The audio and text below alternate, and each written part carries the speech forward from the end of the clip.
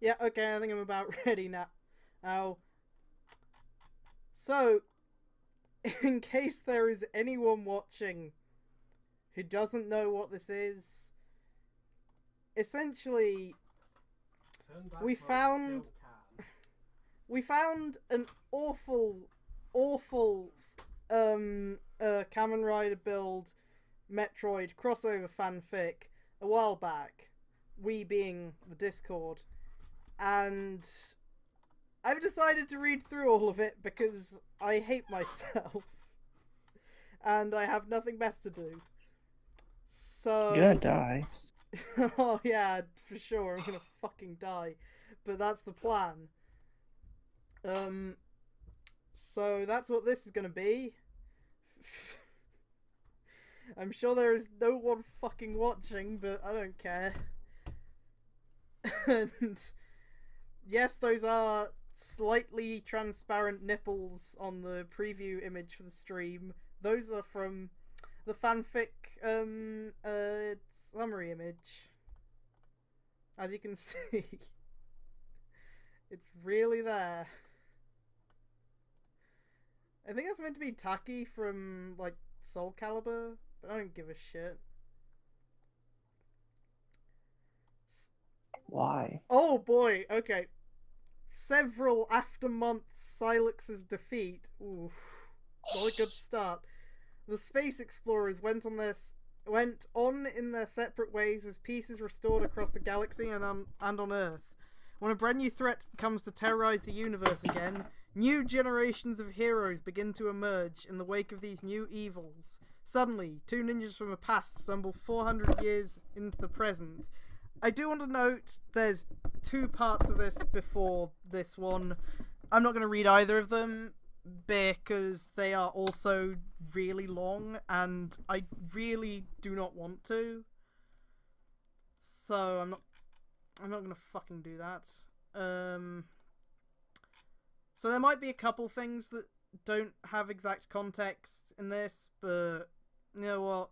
I'm sure they'll make about as much sense without as they will do with. Disclaimer: Kamen Rider X-Aid and the Kamen Rider series in general is property of Toei, TV Asahi, and Ishinomori Production. Metroid is property of Nintendo. Soul Calibur is property of Namco Bandai Entertainment and Project Soul. Introduction / author's note. Oh boy, we're going to be seeing a lot of these. Thank you guys for your support with Metroid Kamen Rider Generations Volume 2 X-Aid era featuring Cross Ang? Anyone know how that's pronounced? I don't give a shit. I would like to thank Evie Nix, Dashmaster48, Alex Wu 704, and Toa Solaric for their positive feedbacks with Volume 2. So now we know some other people who can be blamed for this. And, unlike the first two fics I wrote, this will be the first time that Samus is not the main protagonist of this story. This time, an OC will be the main protagonist in the form of Goro Izumi. Goro is the 27-year-old CEO of Zeta Technology Industries, a company who is building a new generation of battle armors for police and military use. The G7 Battle Armor series, which I just realized is a fucking Agito reference, right?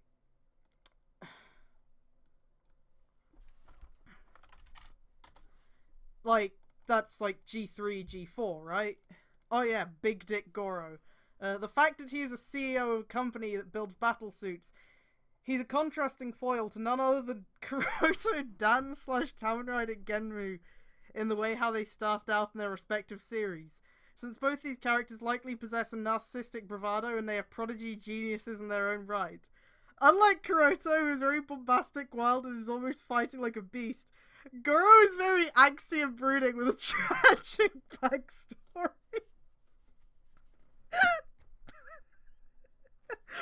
Oh boy, okay, just write out like he's the fucking angsty bitch. Oof. Oof. Only time will tell if Goro will become a Kamen Rider. Yeah, sure. I'm sure there's a chance he won't. Even though Samus is not the main protagonist here, she's still a main character throughout along with the rest of her crew. Plus, we also got Soul Calibur's Taki and Natsu as the new guest characters. Why? Without further ado, I present to you guys the sequel to Volume 2. Metroid, Kamen Rider Generations Volume 3, Fates Intertwined. Update! Whatever. Too lazy to figure out dates. Added the kanji of the cast and the actors' names, and Emu added into the returning cast as he is a main character too. New cast. Taishi Nakagawa as Goro Izumi / Kamen Rider E7 Icarus. Only time will tell if Goro will become a Kamen Rider! It's fucking right there!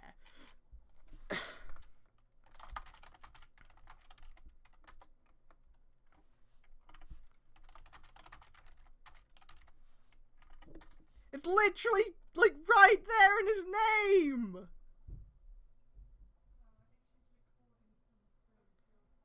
Asano Amaru is Taki, Yuna Tairi is Natsu, Mayu Kawamoto is Kasumi Kiriyama. Who is that?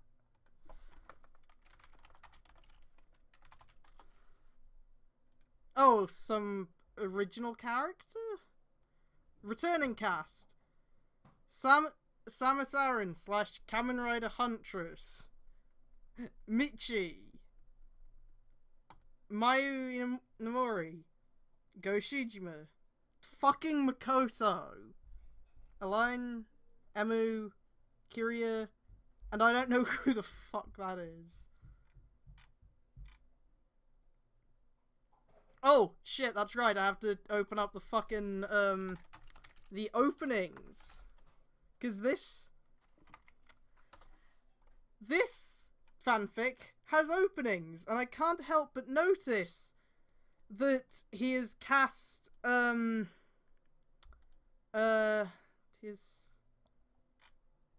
this is the same, by the same person who he has cast as Samus. And no, she never actually voiced Samus in anything. So this is just I like this nerd girl, so I'm going to cast her as Samus Aran. She isn't buff or anything, so whatever. Let's see if I can actually find a version of this song on YouTube. Because I don't think I can. Yeah, Elaine's there. Looks like I can, but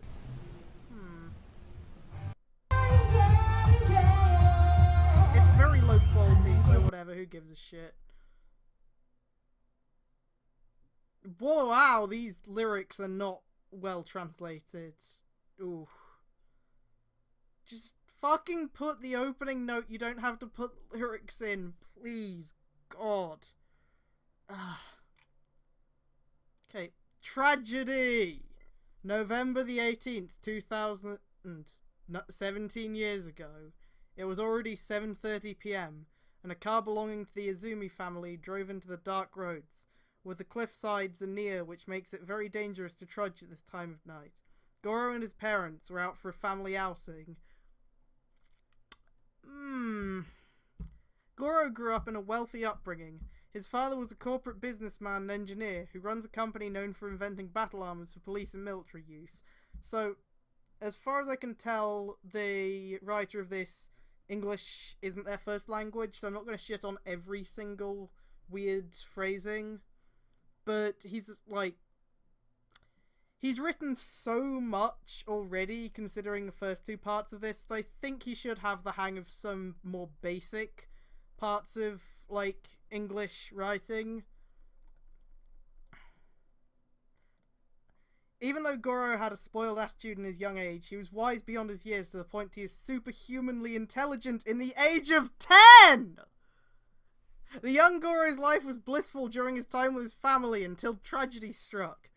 Their car was hit by a truck in the middle of the pitch-black darkness. Goro's life was flashing upon him with their car hit the truck. Inside Goro's consciousness, the young boy slowly hears voices, a mysterious voice from within, saying, "You need to live on. I will protect you." The boy is confused as of what is going on, wondering if his mother and father are all right. "Hey, who are you?" the young Goro cried to ask who was calling out to him, but it was in deaf ears. 2 days later, not 2 years later, I'm a fucking idiot. Goro found himself awake in a hospital. Strangely, he miraculously survived that accident, but when his grandfather, Takagi, told him his parents didn't make it, he was distraught. Racked with grief, Goro's life had turned to a gruesome turn to him, now he's left orphaned. However, ever since that fateful accident is spelt wrong, Goro has a huge scar on his abdomen, something he'll bear for the rest of his life. 10 years old! Several years later, from the day onward after his parents died, Goro lived with his grandfather. The boy inherited his parents' fortune. Takagi revealed to his grandson that moments of his, Goro, parents' dying breath, that Goro is the heir to his father's company. However, only Goro will succeed his father's place at a right age, since he's still too young to understand his father's business. Goro is left to his own devices under his grandfather's guidance, along with his parents' fortune, that he will find a way to reach success. Takagi watched over Goro even until his teenage years, having seen his grandson grow up into a prodigy genius. Having become top of his class, his superior intellect was recognized heavily by his peers. Everyone knows how big his fucking dick is. His big dick Goro out here, such a fucking hero already. Goro is becoming more talented with robotics and goes in further heights to invent things that will, in his perspective, make him be recognized by the world. At the age of 21, Goro graduated with a degree of master's degree in computer science in Tohoku University. Is that a real place? Such achievements furthered his thirst for knowledge, and as such is ready to put his talents to the test. And eventually, upon looking at his father's will, Goro is now made CEO of Zeta Technology Industries at the age of 25. August 2017, 2 years later. 2 years after finally inheriting his father's company, Goro has proven himself that he's a self-made man, having grown up from the ordeals after the death of his parents. All the merit and accomplishments in the past made him a man who's worked hard to succeed his father. Zeta Technology Industries, or Zeta Tech in short, has been dedicated to inventing battle armors designed for police and military use to a more futuristic level. The company is stationed in Shoya City, but there are several branches of this company across Japan.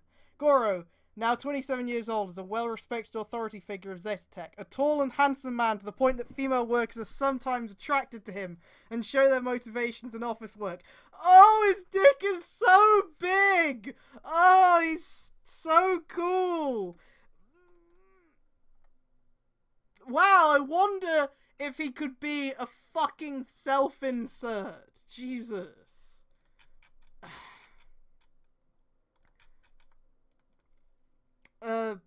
While he's between a strict employer and a nice guy, Goro is an obvious workaholic, keeping the company at shift shape. I don't know what that means.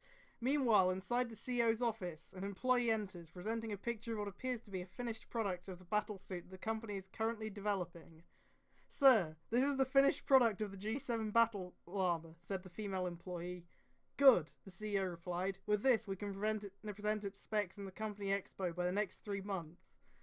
The employee left, leaving Goro to make some preparations regarding Zeta Technology's expo that will be 3 months away from now. Yeah! Wow, I wonder how many months away it is. Can you tell me again? So far, according to the finished blueprints that one of the workers represented to him, the G7 battle armor appears to be, as its name implies, a 7th generation exosuit and successor to the G3 exosuits that were used by the Tokyo Metropolitan Police Force during the time they were fighting supernatural beings. Yeah, shut up! It's G3 but better! His dick is so big he's got G3 but better! It's 4 better than G3! Fuck you! He didn't invent the idea, he just ripped it off like Itsumi. I guess that's... The G7 armors take the form of almost identical to its old counterparts, only that these have rhinoceros beetle horns fitted on their helmet rather than their stag beetle-like antenna. So, oh yeah, I should probably mention, if anyone watching this isn't from the Discord, if there's someone watching the VOD yeah, we're gonna be addressing build spoilers, so if you don't want to get spoiled, don't fucking watch this. Well, I guess it's time to show the world of my inventions, crafted by my unrivaled genius, Goro whispered to himself, smirking. You just fucking copied the G3, you bitch! Father, mother, wherever you are now, I hope you're all proud of me. You just copied an existing exosuit! You just copied an existing exosuit! Oh no! 400 years into the past. Edo period. 1607. 400 years ago. Fuma Ninja Clan Village. Fuma no Sato. Japan. I don't know shit about Soul Calibur, so I'm sure this is going to make complete sense to me. Natsu returns to the Fuma Clan village after journeying to the west, searching for her master, Taki, who had been missing after learning that her foster father returned from the dead. Once Natsu arrived into her adoptive mother's home, she is surprised that Taki has returned. Turns out that Taki was badly injured during her journey to find her supposedly dead foster father. You don't need to say that again. You really don't need to keep repeating these details. Mother? Sensei? The young Kunoichi asked what is going on. A man, who appears to be in his 40s just like Taki, appears to Natsu and her adoptive mother, Chie. Judging by his rugged and muscular appearance, and at the same time is carrying a katana with him. Natsu, this is Mitsurugi-san, said the Fuma clan leader. She is your sensei's acquaintance. You must be her, Taki, disciple, I presume. The samurai spoke to the young Konichi. How did you find my master? Natsu asked. Mitsurugi revealed that while he was travelling to seek after a demonic blade, he somehow found Taki badly battered and beaten after fighting presumably her supposedly former master Toki. What? Before Taki was about to be killed, Mitsurugi intervenes and saves her from death, and there he brings her back to the Fuma clan's village. What the? Yeah, I can excuse some of these because he's from the Philippines, but like, he's written like so much of this before this part, because there's the two other parts, and then there's a ton of other things he's done that I'd think that more basic mistakes would be something you'd already have learned to avoid.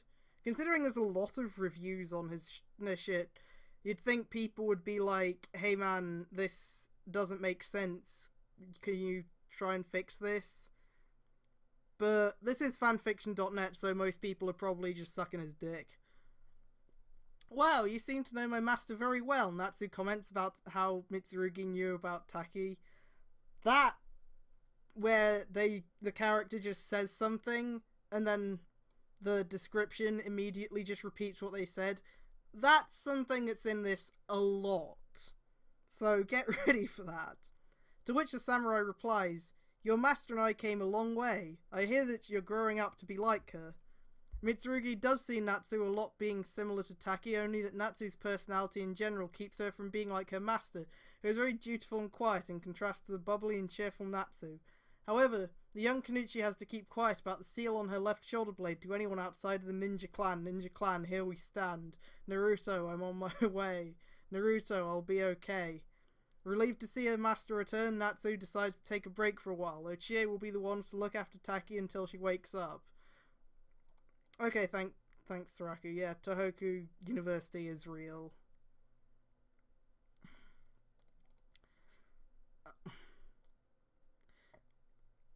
I'll be taking my leave for now. Mitsurugi leaves. But before that, leaves a message to Natsu for Taki. Give my regards to your sensei the moment she wakes up. Okay, I'll let Master know. Natsu nodded as the samurai leaves. A week later, Taki wakes up from her coma, realizing that she has returned back to Japan. Sensei! Natsu approached her teacher. Taki! Chie followed afterwards. The veteran shinobi groaned. What happened? How did I end up here? Mitsurugi-san saved your life. Chie brought that to Taki that was almost killed by what appears to the resurrected Toki, but she was saved by Mitsurugi. The fact that Taki knows Mitsurugi for a long time, she wondered if he's still seeking after a certain demonic blade, but Chie said that he decided to forgo his quest to save her. Taki learns that Mitsurugi is living the life of a farmer since the Tokugawa shogunate no longer has a need of a ronin. and most likely ninja clans have been declining. I see, Taki sighed after learning what happened, and decided to take a rest after an unexpected turn of events. You should...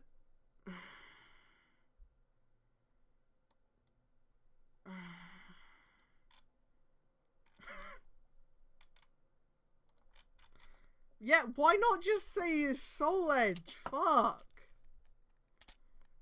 Ever since she became an apprentice to the more seasoned veteran Kunuchi, Taki, Natsu is deeply holding regret knowing that her master has been put into harm's way when she was in her journey, when Chie left the room, leaving the master and student at the time being. Natsu, why the long face? Taki looked at her student. Sensei, I want to ask you something, Natsu replied. Why are you after your former master? I'm worried about that. Something might happen to you. I looked everywhere across the world for you. Taki continued. I see. But it is nothing for you to answer. I know you're too young to understand this, Natsu. I never seen you are so worried about me.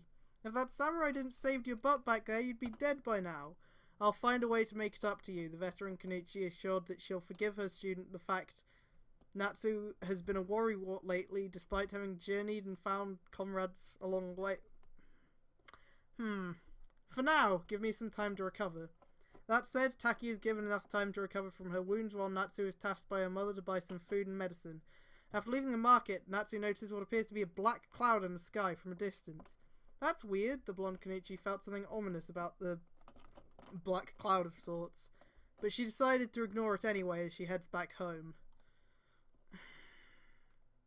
Itsumi appears later, because obviously with the bits that are actually relevant to the first few build episodes, this guy just wouldn't fucking remember that Itsumi exists.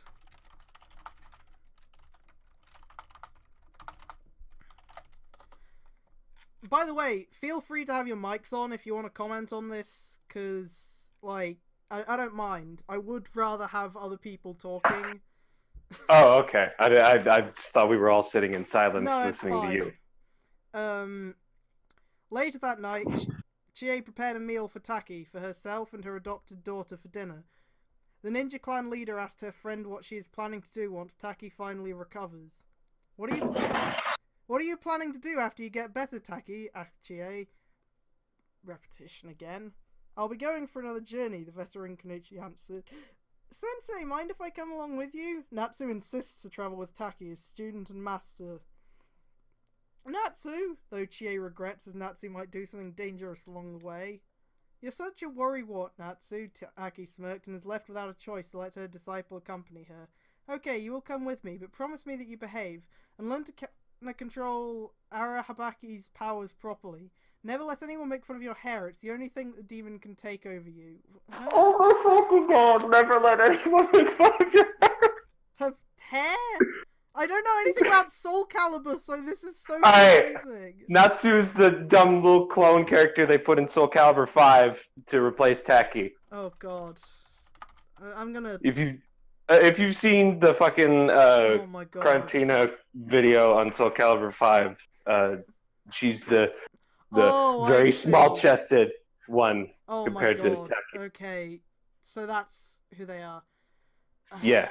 3 days later, both Taki and Natsu prepared everything they need for their journey. Food, medicine, clothing, money, as well as their weapons.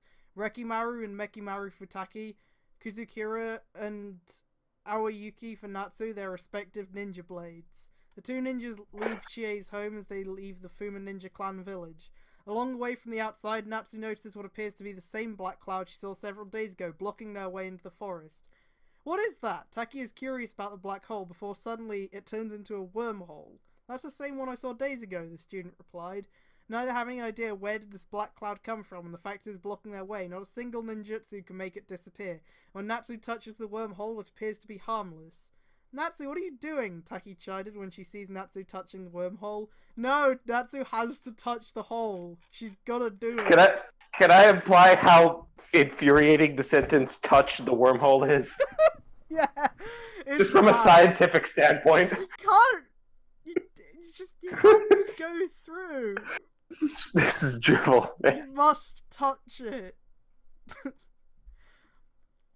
Come on, Sensei, we need to get through that thing. Natsu immediately ran into the wormhole and Taki followed after seconds later. The wormhole closes seconds later. Nice fucking job, Natsu! Couldn't y'all have just gone around it? Didn't sound like it was particularly big. Like you could have found another route out of the village, right? But I guess it's too late. Dumb ninjas. Now they have to... Fast forward. Heisei, how is it pronounced? Heisei, thank you. 2017, present time. Shibuya City, Tendo Prefecture, Japan. Fast forward 400 years into the present. 400.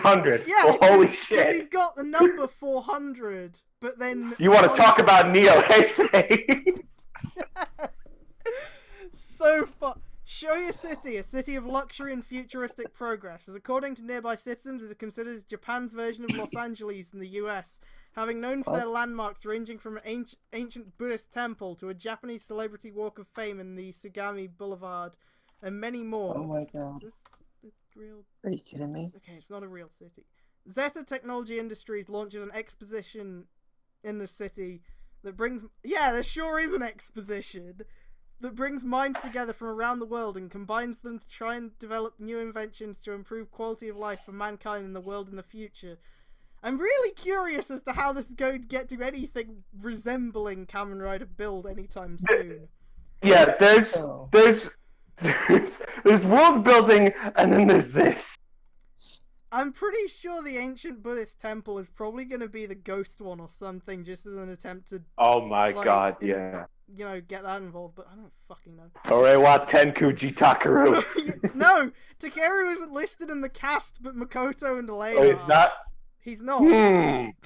Just Makoto and Elaine. I wish Makoto wasn't. Many presenters in the expo include several independent inventors from across Japan and across the globe came all the way to Shibuya City to showcase their genius-level inventions. I wonder if Sento is here. Maybe that humanity has a desire to create something that is beyond one's imagination. So many people are gathered here. No, I think if Sento were here, that would be too smart for this guy as a way of, like, you know, integrating build into this bullshit. While looking at every exhibited inventions and gadgetry inside the exposition, ranging from futuristic gadgets designed for police and military use, as well as old exosuits like the Generation 3X battle armor used by the Tokyo Metropolitan Police that was used to combat supernatural creatures several years ago.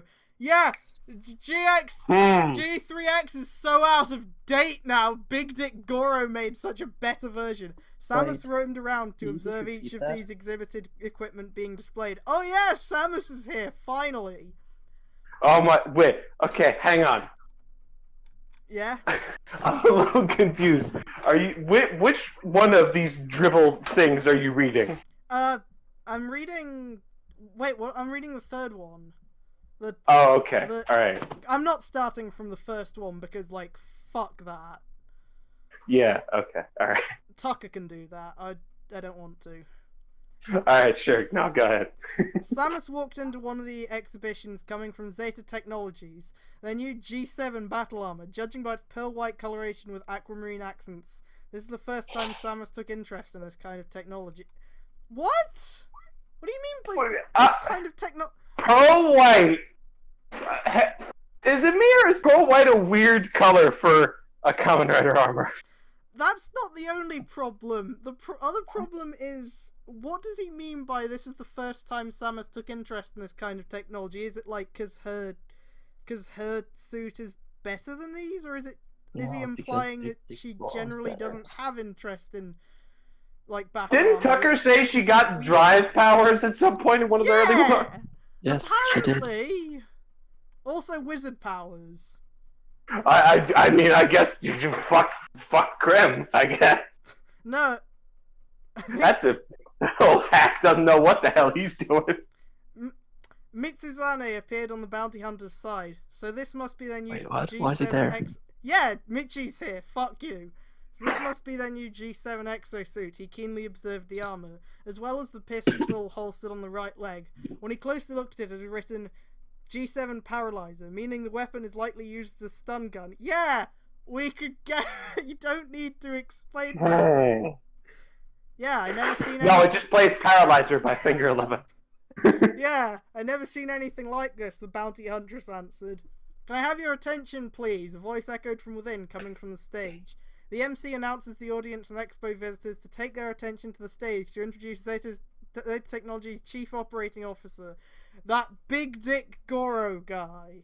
Thank you, and now I would like to introduce all of you the CEO of Zeta Technology Industries, Mr. Izumi Goro, big dick G7 creator himself.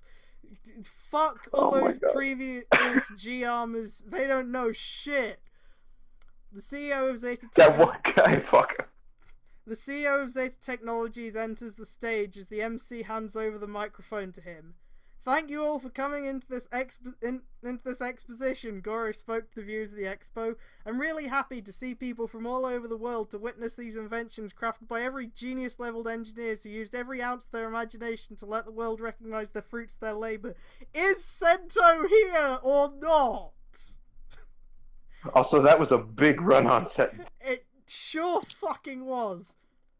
Everyone. And now, without further ado, but at long last, Zeta Tech's newest project is finally complete. What? That's a bad sentence. And now I will unveil it to you all. Then he introduced the new G7 battle armor to the audience. The Generation 7 battle armor.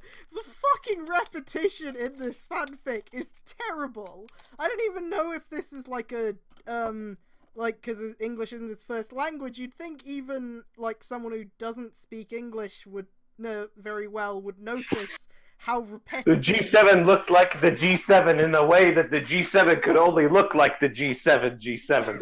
This exosuit is designed for both police and military use, especially in times of counter-terrorism, a perfect tool in defending the innocent. In the presentation, it seemed that suiting up with the G7 battle armor needs what appears to be the G7 Paralyzer, as what Mitsuzane observed earlier, along with a key inserted within the pistol. It's just like transforming into a Kamen Rider. It's almost as if it's a fucking Kamen Rider suit. Only time will tell.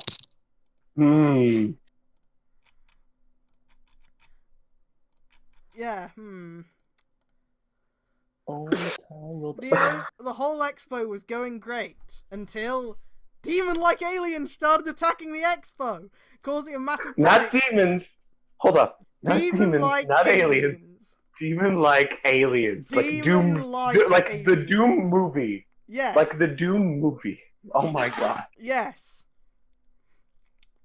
Keep going, please. Causing a massive panic, people ran for their lives. They see the demonic aliens riding on their steeds? Steeds? Steeds? They are on horses? No, I can't do the joke. Never mind. Began ransacking the expo. What the hell is that? Goro didn't like the look of this when he sees alien-like creatures started attacking his expo. Here we go again, the young Kirishima muttered, feeling like he hadn't seen a lot of action for the several months. Where's Takatora, by the way? The more important Kirishima. Meanwhile... Watch me find out that Takatora's been dead all along. Meanwhile, Samus and Mitsuzane are helping people evacuate the place. They suppress the people from panicking.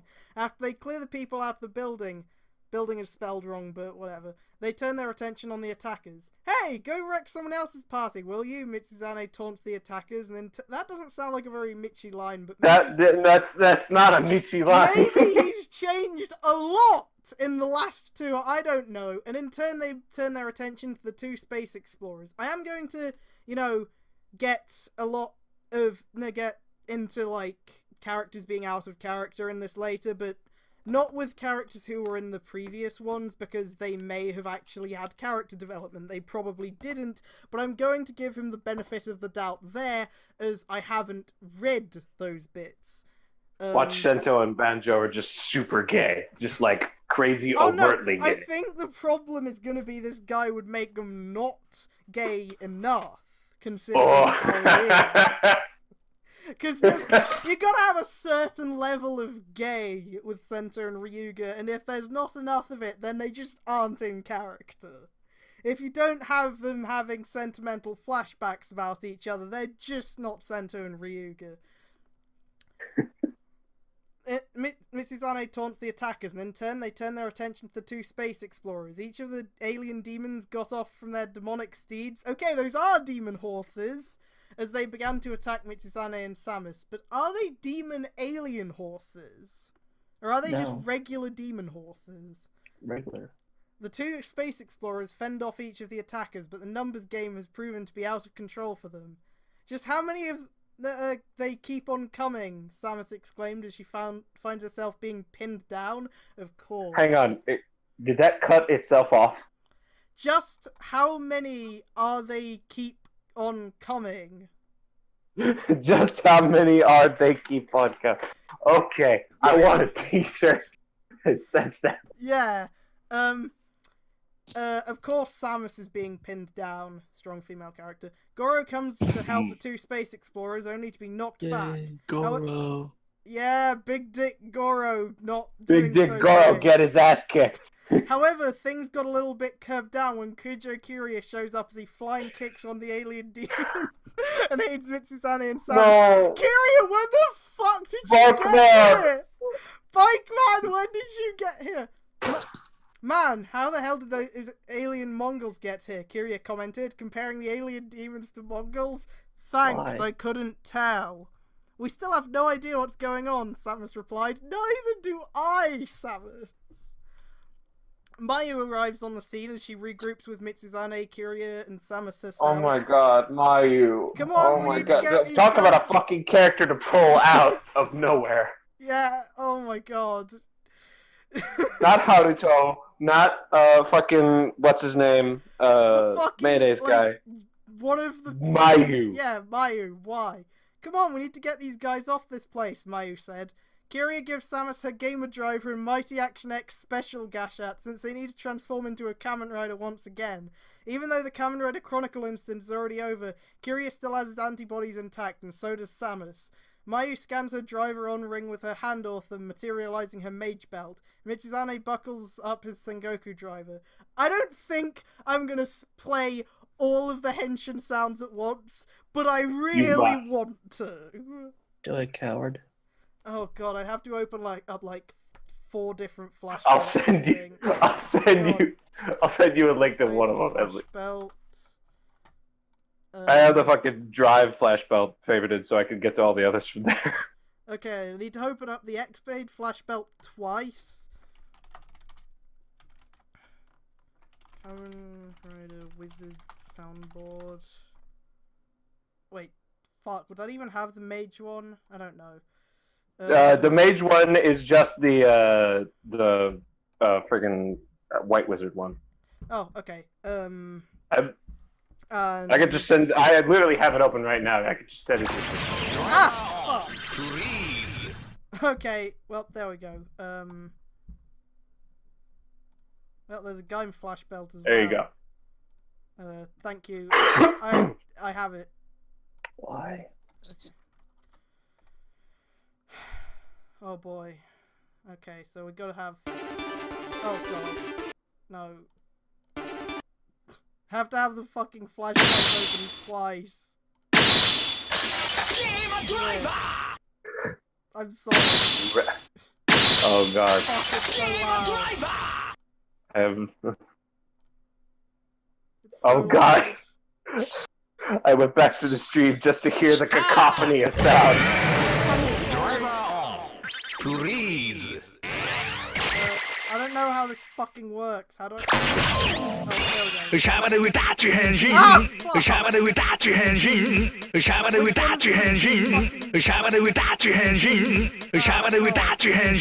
No, not that one. The Mayu one is the white wizard. The red one? Yes. Okay. I don't know.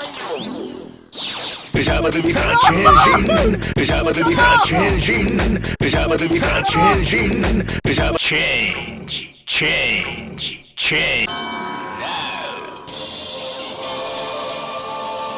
Okay, there we go. That one's done. Fuck, it's so loud. Sengoku driver. What do we want? Song belts. When do we want them? Instead of being able to hear the song.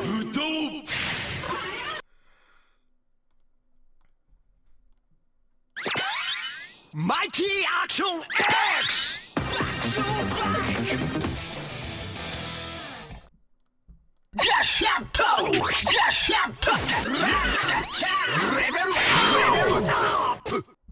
This is ridiculous.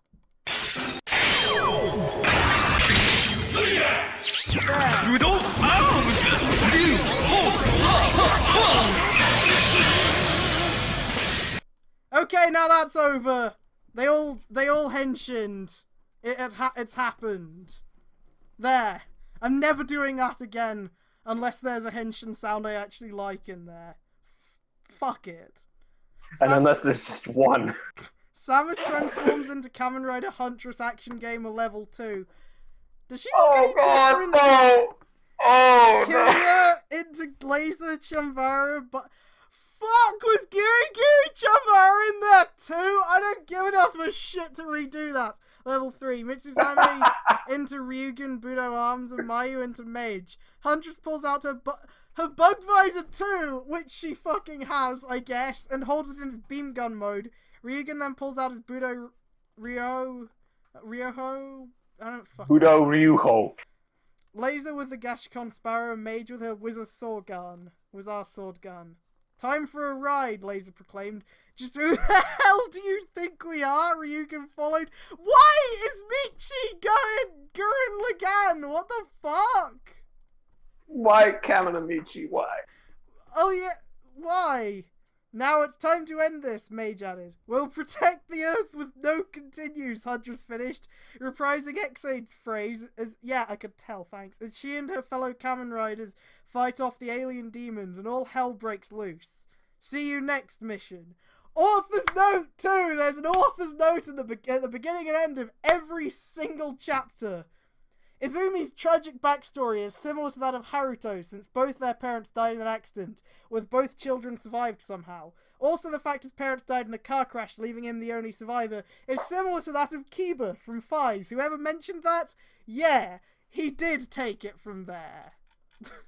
Good job. Nice.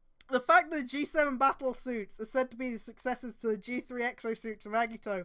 If the G3 suits is based on Kamen Rider Kuga, G4 is based on Agito. The G7 is based on Kamen Rider Kabuto. The G7 battle suits are coloured white. The Sagami Boulevard in Shoya City is named after Shoichi Sagami, aka Kamen Rider Agito. Taki noting that if anyone makes fun of Natsu's hair as short to trigger Era Habaki, it is a reference to Josuke Higashikata from JoJo's Bizarre Adventure Diamond is Unbreakable.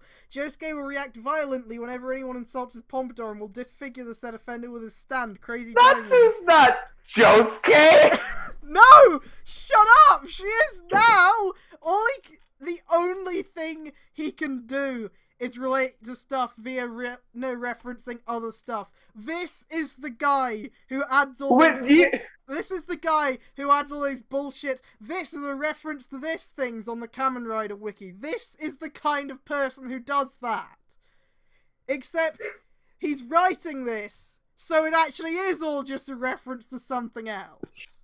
He's probably got like 100 apps open, 100 tabs open of like different tabs of different pages on TV tropes when he writes the shit. He absolutely does.